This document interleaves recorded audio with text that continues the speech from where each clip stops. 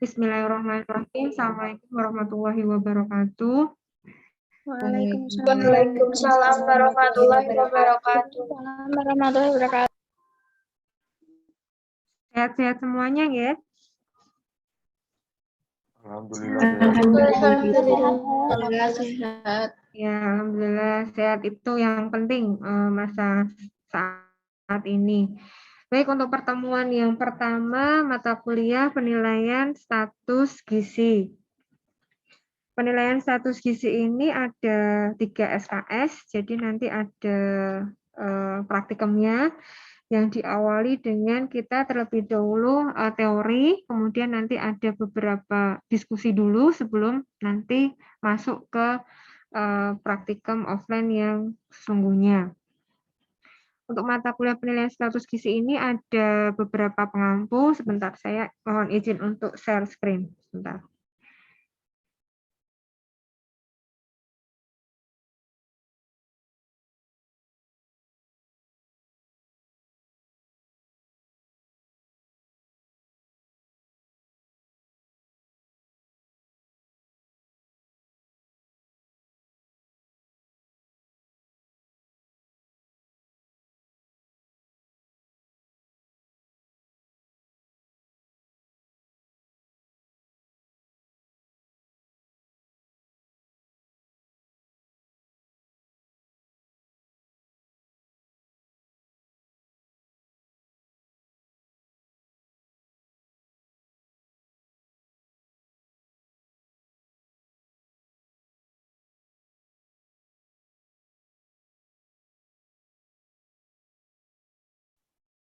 Sudah terlihat?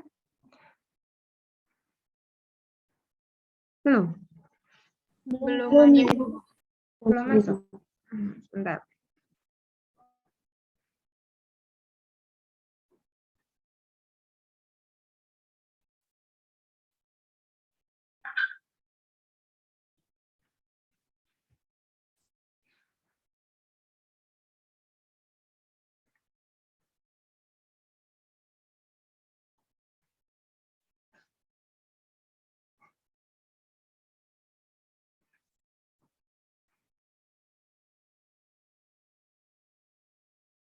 Sambil menunggu, sebentar Pak Malah respon dulu. Untuk PSG ini pengampunya ada 4, ada saya, kemudian ada Bu RR Anissa, kemudian ada Bu Ria, dan selanjutnya ada Bu Firda. Jadi untuk 14 kali pertemuan nanti akan kami bagi di 4 dosen ini. Sudah masuk belum ini sih? Sudah belum? Sudah, Bu. Oke, sudah ya, sebentar.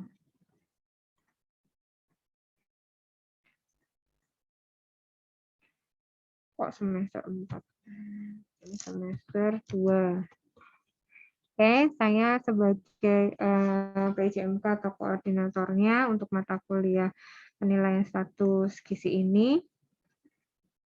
Nanti di sini kita akan mempelajari berbagai macam pengukuran dan kemudian menilai status gizi, mulai dari baik secara langsung maupun secara tidak langsung. Ini adalah salah satu mata kuliah kompetensi kita, karena nanti sebelum Anda mengerjakan kasus, jadi nanti untuk semester-semester ke depannya kita akan selalu mendapatkan atau kalian akan kami berikan kasus sebuah skenario atau sebuah cerita seorang laki-laki usia berapa, kemudian dengan berat badan sekian, tinggi badan sekian, kemudian apakah dia aktivitasnya sebagai seorang bekerjanya apa, apakah dia mempunyai kebiasaan makan yang seperti apa, dan sebagainya. Nanti kemudian kita selesaikan, kita berikan suatu penyelesaian berdasarkan kasus tersebut. Yang pertama kali kita perlu lakukan adalah menentukan status gizi. Jadi setiap kita mendapatkan suatu kasus atau bertemu dengan pasien atau klien, kita pasti selalu akan menentukan status gizi terlebih dahulu.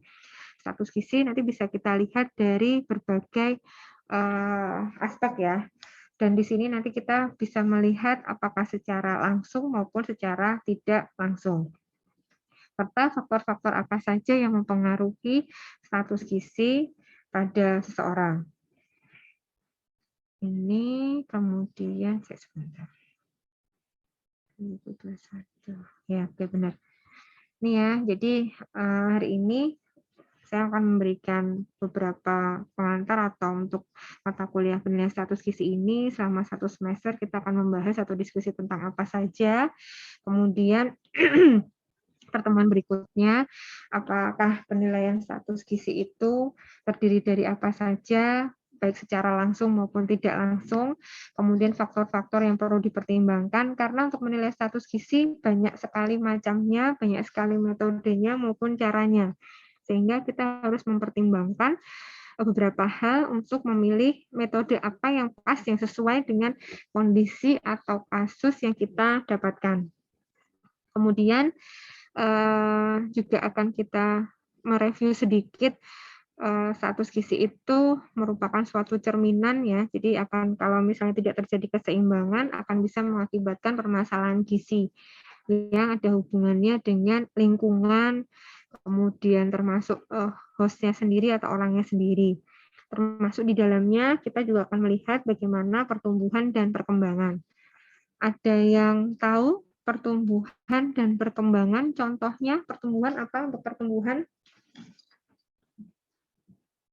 Bertambah tinggi. Oke, bertambah tinggi, apalagi? Jadi tinggi badan. Terus apalagi? Berat badan. Ya, berat badan. Jadi untuk pertumbuhan itu secara kuantitas ya. Jadi kita bisa melihat, ya, jadi bisa melihat tinggi badan, berat badan.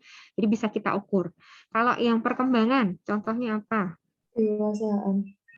Pubertas. Cara berpikir.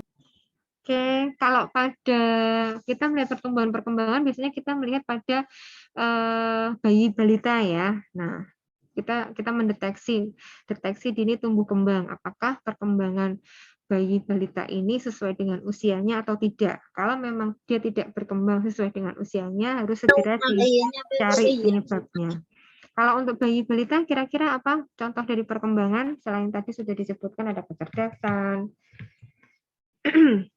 Tumbuh gigi, merangkak, berjalan. Bisa merangkak, berjalan, duduk, berdiri, gerak motorik kasar, motorik halus, ya. Jadi bagaimana dia bisa memegang sesuatu, kemudian pendengarannya berfungsi dengan normal, dengan kita panggil dia istilahnya noleh ya, dipanggil namanya dia nengok atau enggak. Nah itu jadi semua panca indera kita lihat apakah bisa berfungsi dengan baik atau tidak, baik mulai dari tangannya, rasa, kemudian pendengarannya, kemudian mulutnya, apakah dia bisa mengucapkan mama dan sebagainya ya. Jadi kita lihat, dan itu ada skornya, ada suatu panduannya. Usia 3 bulan dia harus seperti apa, 6 bulan, 9, kemudian 12. Nah, kita bisa melihat, bisa mendeteksi dari awal agar pertumbuhan baik berat badan, tinggi badannya itu selaras, seimbang dengan perkembangannya.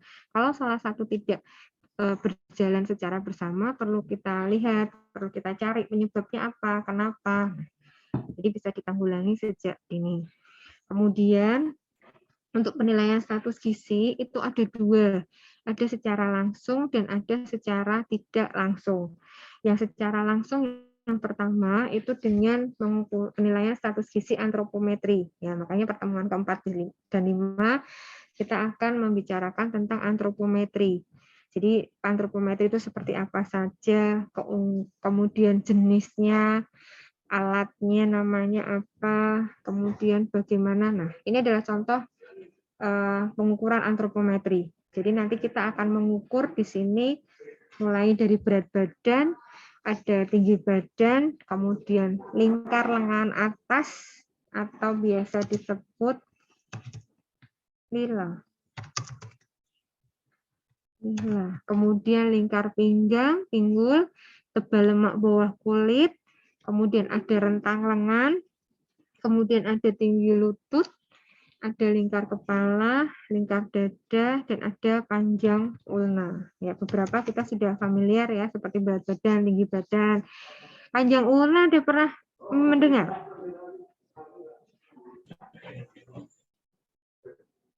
Panjang ulna, ada yang pernah mendengar panjang ulna?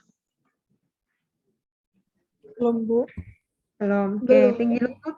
Oke, belum pernah tinggi lutut. Ada yang sudah pernah mendengar tinggi lutut? Belum, Bu. Belum, Bu. Ya, oke. Jadi ada beberapa yang memang belum familiar ya. Nanti yang harus kita lakukan pengukurannya, kemudian fungsi kegunaannya untuk apa, kenapa harus kita bisa mengukurnya. Nah, nanti kita lihat. Jadi selain kita mengukur, juga nanti kita akan menghitung, menentukan status gizi berdasarkan berat badan dan tinggi badan. Berat badan berdasarkan umur.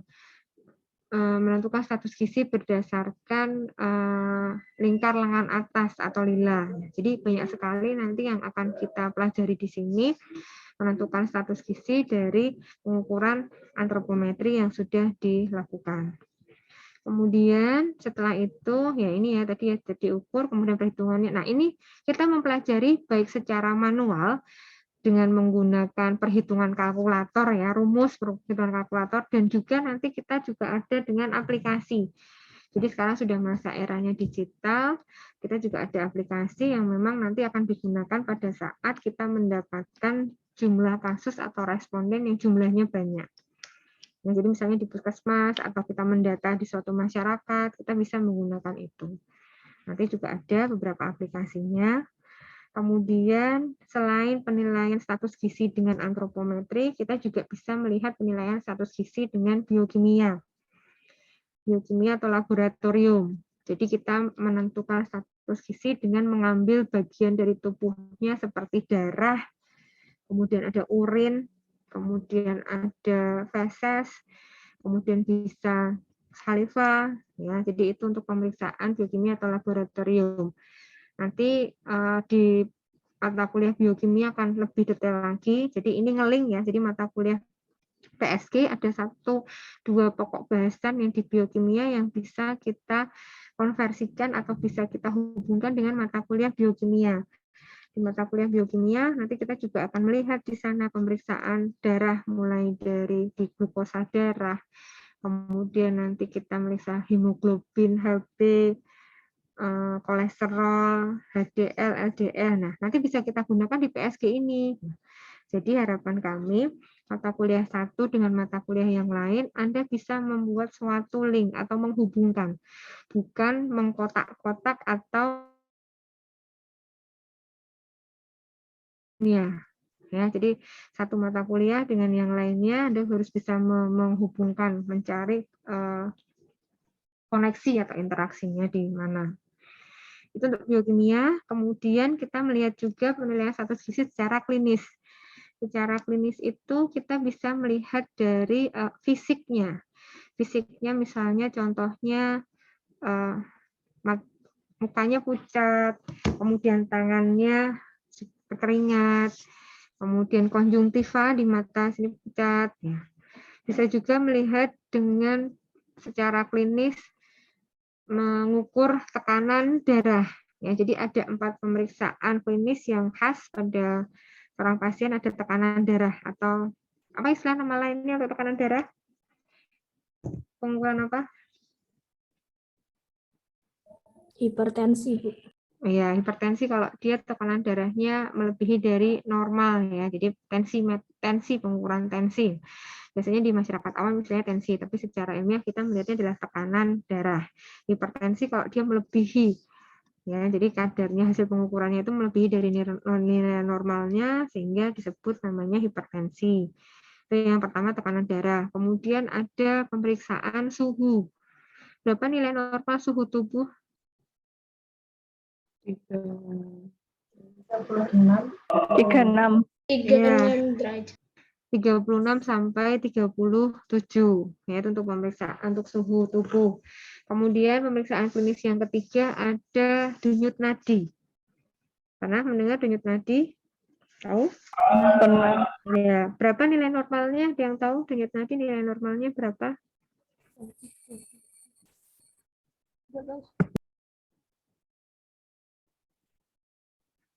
Berapa nilai normal denyut nadi?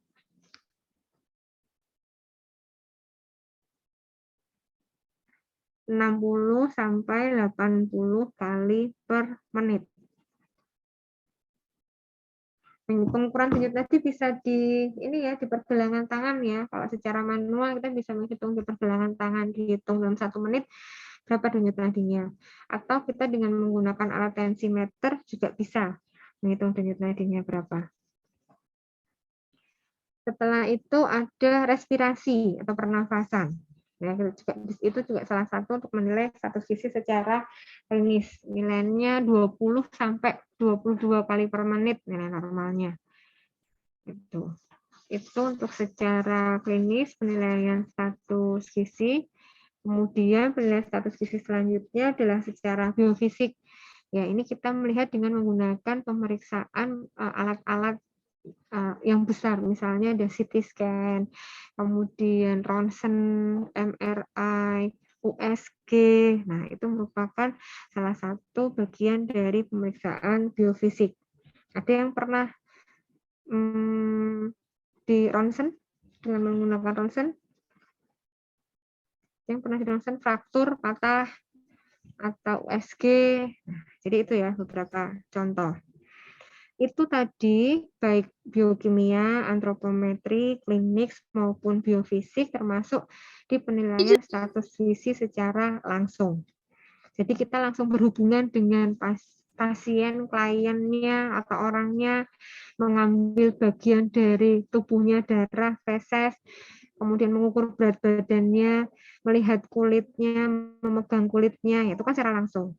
Secara tidak langsung, kita juga akan melihat atau bisa menilai status gizinya berdasarkan ekologi atau lingkungan, pendidikan, pengetahuan, sosial budaya, kemudian apalagi ya, adat istiadatnya. Nah, kita bisa lihat ya, jadi hubungan lingkungannya dengan status gizi. Kemudian di akhir kami akan mereview kembali dengan memberikan beberapa kasus ya. Dengan beberapa kasus ini harapannya Anda bisa menganalisis, Anda bisa menyelesaikan kasus tersebut, menentukan status gizi pasien atau kasus ini berdasarkan antropometri bagaimana, berdasarkan biokimia seperti apa, klinis, biofisik, nah, itu seperti apa. Ya, jadi nanti diakhiri kita kalian akan kita diskusikan mendapatkan kasus untuk beberapa hal penyelesaian terkait dari penilaian status gizi yang sudah kita pelajari di sebelumnya. Jadi jangan kemudian menjudge seseorang, oh status gizimu kurang karena pendek. Kita nggak boleh lagi subjektif, jadi kita harus berdasarkan suatu pengukuran. Diukur dulu berat badan, tinggi badannya, atau pengukuran antropometri yang lain, baru kita bisa menentukan status gizi seseorang itu termasuk dalam kategori apa. Ya, jadi secara ilmiah, secara teori sudah ada penentuan penilaian status gizi berdasarkan siklus hidup atau berdasarkan usia ya. Jadi antara bayi dengan dewasa itu menentukan status gizinya akan berbeda, tidak bisa sama. Orang dewasa biasa dengan ibu hamil itu juga akan berbeda. Kemudian orang yang sehat dengan yang sakit itu juga nanti akan ada perbedaannya. Ya, jadi kita bisa menentukan status gizi berdasarkan kondisi sakit tidak sakit, berdasarkan usia, bayi, balita. Untuk urutan-urutan usia apa? Bayi itu usia berapa sampai berapa?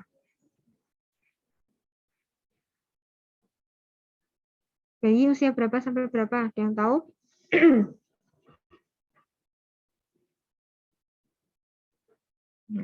Ada yang tahu bayi usia 0 sampai?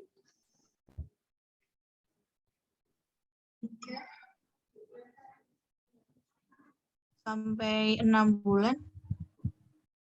Ada yang punya jawaban lain? 12 tahun Sampai 11 bulan. Ya, ada yang 2 tahun, 6 bulan, 11 bulan. Ya, bayi itu 0 sampai 12 atau 1 tahun. Itu bayi. Kalau balita? 1 sampai 5 tahun. Ya, 1 sampai 5 balita. Anak-anak? 6 sampai 12. Ya, oke, 6 sampai 12. Setelah anak-anak masuk masa remaja?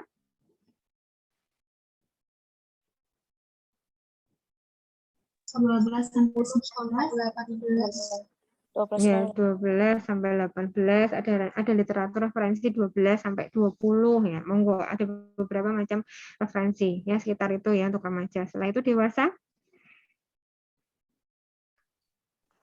20. 19 sampai berapa dewasa? 25. Dewasa tuh paling lama loh ya. Sampai 60. 40. Dewasa itu sampai 50. Jadi batas dengan lansia. Jadi dewasa itu masa yang lama, panjang. Ya mulai dari 20-an sampai nanti 50-an. Jadi 30 tahun sendiri. Nah, masa dewasa ini nanti akan terjadi banyak sekali macam perubahan. Yang tadinya dia statusnya masih single, jadi double, kemudian triple ya. Nah, perubahannya sangat panjang dewasa. Yang tadinya dia masih sekolah, kemudian dia bekerja pun ada tahapannya mulai dari yang bawah sampai kemudian dia bisa mencapai karir yang tinggi. Nah, jadi itu banyak sekali perubahan pada masa dewasa ini, termasuk pola makannya. Yang tadinya dia masih menu-menu yang sederhana, tapi kemudian dia sudah bekerja bisa mengenal menu-menu yang lainnya. Nah, itu akan banyak sekali terjadi perubahan di sini. Aktivitas, gaya hidupnya, pola makannya, sehingga terjadi beberapa pergeseran yang penyakit degeneratif itu biasanya pada lansia, tapi sudah banyak bergeser pada masa dewasa. Apalagi pada masa pandemi ini ya, banyak sekali terjadi perubahan. Ya, perubahan-perubahan konsumsi karena memang kita menyesuaikan dari kondisi yang ada di sekitar kita. Monggo nanti bisa dilihat apakah perubahannya itu menjadi lebih baik atau perubahannya itu menjadi lebih buruk, sehingga bisa mempengaruhi status gizi masing-masing individu. Oke, sampai di sini ada yang ditanyakan untuk mata kuliah penilaian status gizi?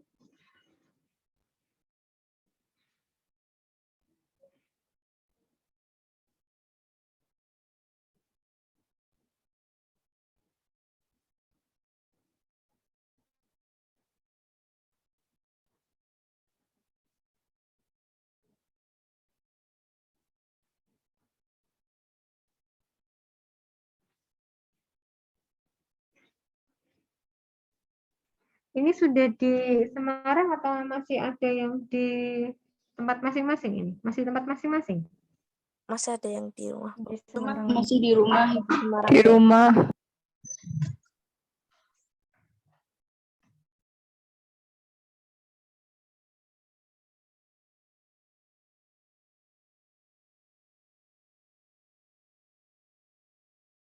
Ya, oke, masih ada. Ini ada yang dari Sumatera, Kalimantan, Ada, Bu. seluruh Indonesia. Ada ya. Oke, nah silahkan nanti kita juga akan bisa membuat kasus dari teman-teman yang di luar Jawa, karena kan kondisi lingkungan, kemudian faktor kebiasaannya juga berbeda daerah satu dengan daerah yang lainnya, sehingga itu bisa menjadi salah satu faktor yang mempengaruhi status gizinya.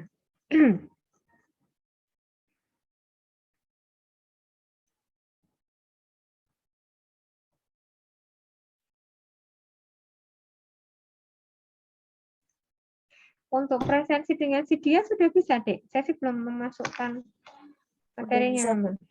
Sudah bisa untuk diakses. Oke.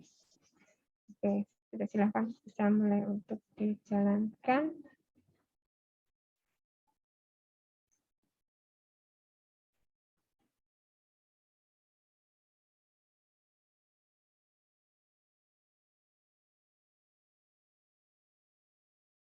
Bekal untuk penilaian status gizi ini ya paling dari awal ya sebenarnya kita mulai belajar hitung-hitungan ya, karena di sini nanti kita banyak sekali menggunakan hitung-hitungan. Ya silahkan Anda bisa mempersiapkan kalkulator ya. Jangan menggunakan HP, tapi kalkulator yang biasa, nggak sampai seperti waktu SMA dengan apa sih namanya, logaritma integral, nggak, cuman perkalian biasa aja. Atau kalau memang logika Anda penghitungannya sudah bagus, bisa juga tidak menggunakan kalkulator juga nggak apa-apa. Ya, tapi di sini nanti kita akan banyak menggunakan perhitungan-perhitungan untuk menentukan status gizi, kemudian sampai menginterpretasikan. Jadi tidak hanya menghitung saja. Jadi misalnya menghitung IMT, berat badan dengan tinggi badan, hasilnya nilainya berapa. Sampai mengartikan nilai ini dia termasuk dalam kategori apa. Ya, jadi sampai ke kesimpulannya, sampai menginterpretasikan, tidak hanya perhitungan saja.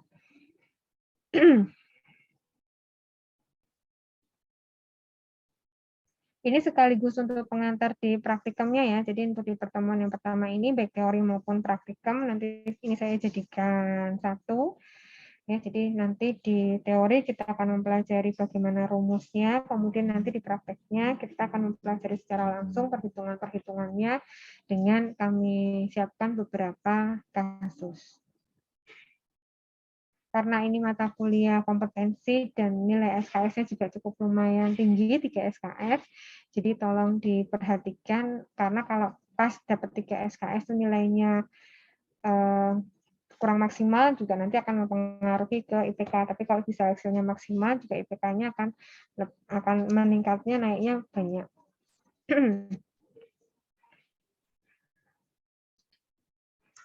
Oke, sampai di sini ada yang ditanyakan.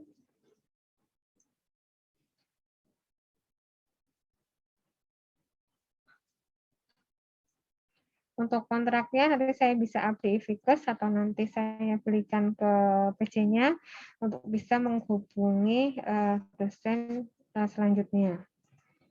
Dan perkuliahan ini sudah kembali seperti biasa ya, tidak kita padatkan, jadi perkuliahan seminggu sekali, nanti untuk praktikumnya kita bisa menyesuaikan. Mohon maaf, Ibu izin bertanya. Silahkan. Untuk absen yang praktek hari ini tuh berarti absennya gimana ya, Bu? Absen udah mulai absen atau belum? Nggak apa-apa sekalian, Dek. Oh, berarti yang praktek kelas A, kelas B juga absen ya, Bu? Yeah, jamnya disamain atau beda, Bu? Sesuai dibedakan jadwal. Dibedakan aja, ya. Baik, Ibu, terima kasih. Oke, sama-sama.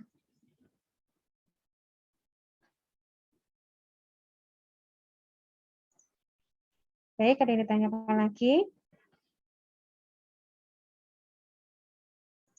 Baik, kalau tidak ada yang ditanyakan untuk pengantar dan kontrak, saya cukupkan sekian. Nanti kalau ada yang perlu kita diskusikan, bisa langsung menghubungi saya, atau nanti kita diskusikan di pertemuan selanjutnya.